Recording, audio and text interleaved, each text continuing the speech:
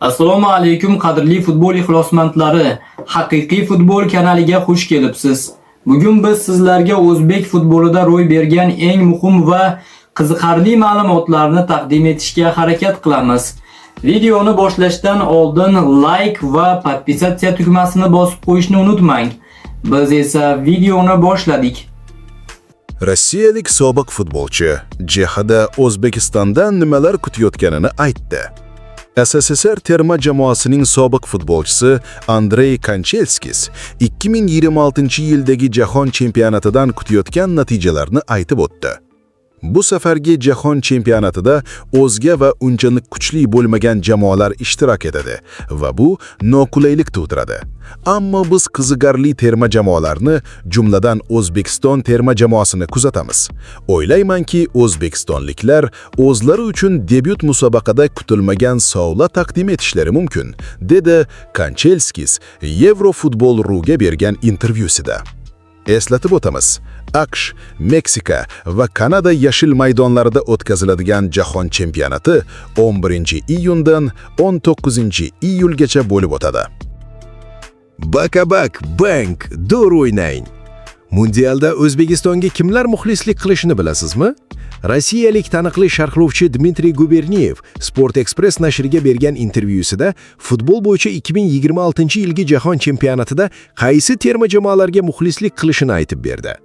Men jahon chempionatida o'zimizning terma jamoa qatnashganida ularga muxlislik qilaman. Hozir esa turnir davomida kimga muxlislik qilishimni hal qilib olishim kerak. Va bu katta ehtimol bilan Braziliya terma jamoasi bo'lmaydi. Hatto men futbolchi sifatida hurmat qiladigan Douglas Santos ular safida o'ynashiga qaramasdan ham shu qarorga keldim.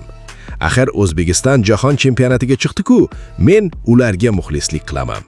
Yalla guruhi va Nataliya Nurmuhammedova ijrosidagi o'lmas qo'shiqda aytilganidek, baka bank, dor o'ynang. Если упадешь, не плачь, а встань. Bu men uchun ham muhim hayotiy shiorlardan biri. Shuning uchun men O'zbekistonga muxlislik qilaman, dedi Dmitriy Guberniyev Sport Express nashriga bergan intervyusida.